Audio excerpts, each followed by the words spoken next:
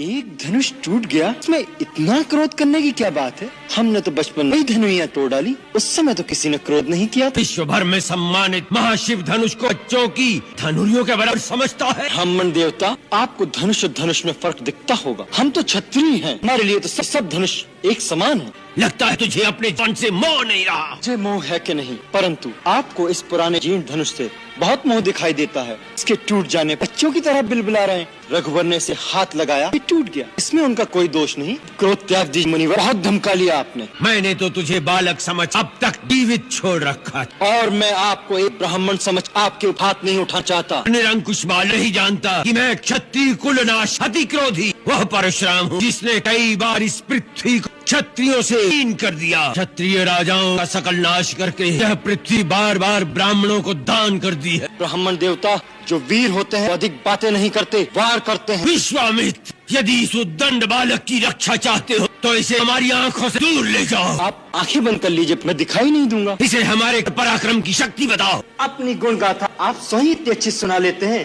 कि दूसरे की आवश्यकता ही नहीं।